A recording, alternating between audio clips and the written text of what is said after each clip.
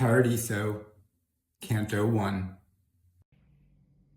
The glory of the one who moves everything penetrates the universe and shines more in one part and less in another. I was in the heaven that gets more of its rays and saw things that those who come down from on high can't grasp or else can't say. Because nearing its desire, our understanding achieves such depth, our memory can't follow along.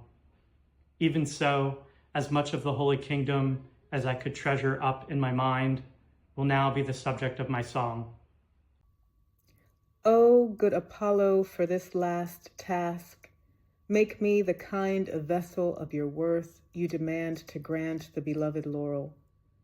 Up to this point, one of the two Parnassian peaks was plenty for me, but now I need both to enter this final playing field. Enter my chest and inspire, as you did when you dragged Marsyas, sheathed and shelterless, from the skin of his limbs. O divine power, if you lend me enough of yourself that I can reveal even a flicker of the blissful realm inscribed on my mind. You'll see me reach the foot of your beloved tree and crown myself with its leaves, to which I'll be worthy by virtue of you and my theme. So seldom, Godfather, are the leaves gathered for a triumph of a Caesar or a poet. Blame those shameful human cravings.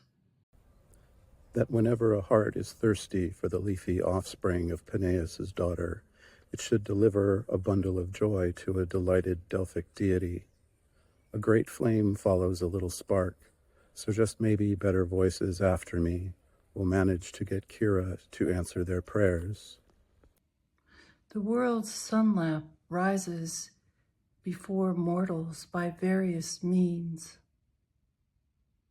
but the one that fuses 4 circles with 3 crosses takes the best skyway and is linked to the best star and sets and seals the worldly wax more in its own image. That path had made morning there and evening here, and almost all of that hemisphere light and this one dark. When I saw Beatrice turned to the left and looking up at the sun. No eagle ever stared at it so long. The same way a second ray usually blasts off from the first and bounces up, like a rocket man who longs to come back. Seeing what she did inspired me to imagine doing it, and so I did. I fixed my eyes on the sun far longer than we usually do. A lot is allowed there that our powers here don't allow, thanks to the place being made specifically for the human race. I couldn't bear it for long, but not so little that I didn't see it outlined with star-like sparks, like iron come white hot from the fire. It certainly seemed like daylight plus daylight, as if the one who is able to had adorned the heavens with a second sun. Beatrice stood there, her eyes fixed only on the eternal wheels, and I turned my eyes from what was higher up to her light. Her look was such that I became inside what Glaucus became from tasting the herb, a partner in an ocean of other gods. It's not possible to put into words what transhuman means, so let the example suffice for those allowed by grace to experience it. You know, love that governs the heavens. If I was there only as the me you created most recently, you lifted me with your light.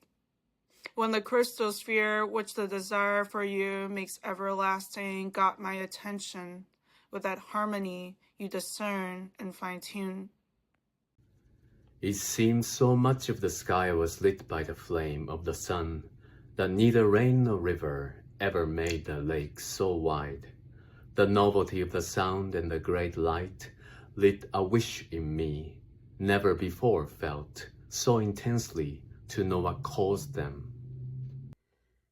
She who understood me as well as I did, so as to quiet my excited mind, even before I could ask, opened her mouth and began. You get all mixed up by sticking with a figment of your imagination, so you don't see what you would see if you shook it off. You are not as you believe on earth. In truth, lighting escaping its natural place never raced so fast as you back to yours. If I was freed of the first doubt by way of her smiling little chat, I was already deeply enmeshed in the next one. I said, I was happy staying wonderstruck, but now I'm marveling at the way I'm able to go beyond these weightless elements. At which she, after a charitable sigh, looked straight at me with that look of pity a mother gives a kid who's acting bonkers. And began, all things have order among themselves, and this orderliness is what makes the universe resemble God. Here, the higher creatures observe the imprint of divine worth, which is the end goal of having whatever's created obey that rule. In the order I'm describing, all nature is inclined toward the primal source, some bend closer, some less so, according to their various fates. So they move over the great sea of being to various ports, and each brings with it the instinct it's been given. It's this that drives fire towards the moon.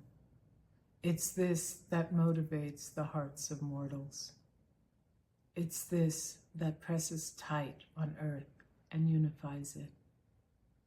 It's not only creatures without intelligence that the arrow from this bow strikes, but those that have intelligence and love as well. Divine providence, which settles all of this, makes that heaven remain still, while the fastest one spins just inside it. And now, as to an ordained place, we're being taken there by the power of that bowstring aimed, as with all it shoots, straight at a joyful target. It's true. Forms often don't correspond to the intent of the art. This because tone-deaf material fails to respond, so that a creature, once put in motion, will sometimes depart from the course and bend toward another realm. The same way one sometimes sees a flash of fire fall from a cloud, as if an initial impulse got twisted by a bogus pleasure. You going up by my lights is no more amazing than the fact that a mountaintop stream will flow downhill to the lowest point. It would be shocking if you, freed from every impediment, had stayed below, as if on earth a blazing fire stood still. At that, she turned her face back to the heavens.